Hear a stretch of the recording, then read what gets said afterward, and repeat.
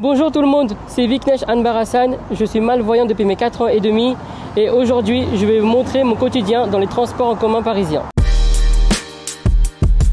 Là j'ai mon téléphone dans les mains, c'est mon premier réflexe avant de sortir, je le prends pour regarder le trajet que je dois emprunter, mais du coup ça me permet d'être un peu plus autonome et de me débrouiller par moi-même pour savoir comment je dois faire pour y aller. Entrez dans la station Verne à 25 mètres. La première étape maintenant c'est de se lever et d'aller chercher la bouche de métro qui se trouve pas très loin d'ici, mais pour ça, comme je ne sais pas où ça se trouve, je vais demander à des gens. Ici, le problème des trottoirs parisiens, c'est qu'il y a énormément de choses dessus. Il y a énormément de terrasses, des choses comme ça, qui nous mettent des barrières. Donc, c'est pas aussi simple que ça. Bonjour, excusez-moi, vous savez où le métro?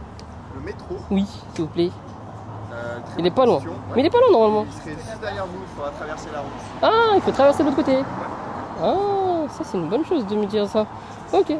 C'est déjà une première indication, merci beaucoup. Là j'ai eu de la chance, j'ai trouvé un feu sonore. Et du coup quand je peux traverser, ça fait un bruit comme ça. Le métro? Oui. Pour aller où, monsieur? La ligne 2. Ça vous va? Oui.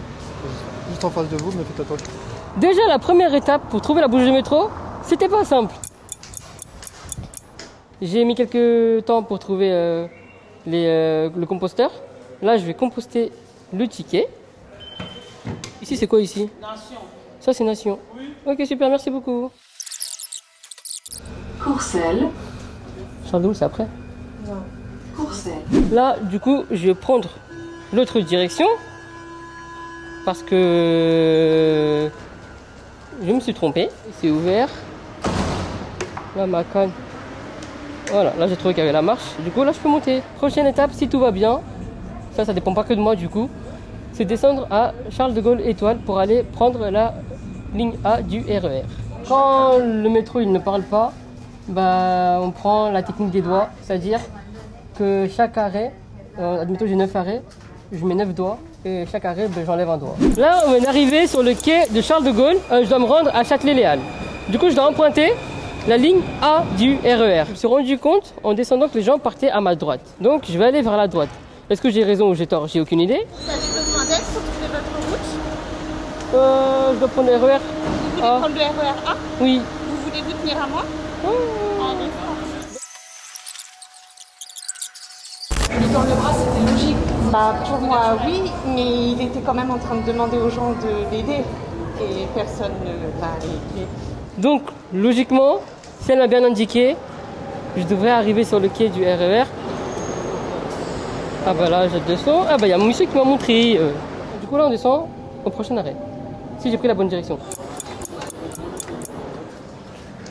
Pardon. À Paris, il n'y a même pas 50% des lignes qui sont adaptées. Et même parfois dans les métros qui sont là avec une synthèse vocale, des fois il y a des bugs. Donc là, on est vraiment livré à nous-mêmes. Donner la direction à chaque station, ça serait bien. Et après, quand on passe les portiques, c'est une chose bête mais très simple, qui peut servir à tout le monde, c'est juste de mettre une synthèse vocale qui nous indique la direction et le métro. Et on a vu qu'il y avait quand même aujourd'hui pas mal de gens qui étaient venus t'aider. Quels sont les bons réflexes à adopter justement quand on croise quelqu'un qui a atteint de déficience visuelle? Juste un peu d'humanisme, c'est-à-dire demander si on a besoin d'un peu d'aide. Tout simplement dire excusez-moi monsieur ou madame, avez-vous besoin d'aide? C'est tout. On est juste des humains, on n'est pas autre chose. Du coup, juste nous parler, poser une question simple, efficace. On dit oui ou non après. Mais en tout cas, le geste, l'action de poser la question, elle est là. C'est ça le plus important.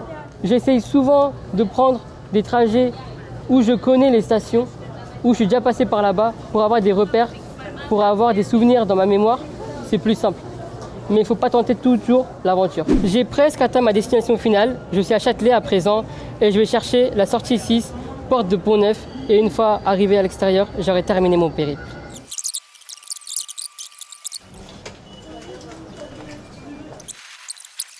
C'est quelle sortie ça s'il vous plaît? Ça c'est pour aller... c'est Place Carrée. Non. Sortie 6 c'est là-bas. Ah non, c'est ici, la 6. Ah c'est comme ça? C'est ça, ouais. La sortie 6? Ouais, c'est ça. C'est par là. Ah ouais? Attention à l'escalator. Ouais. Voilà. J'ai réussi à trouver ma destination après de nombreuses difficultés, des aides qui n'ont pas été toujours fructueuses, on va dire ça comme ça, mais j'ai réussi. Dans la vie, en fait, je me dis que de toute façon, il y a toujours des problèmes, mais tout le temps, il y a une solution. Donc c'est comme ça qu'on y arrive.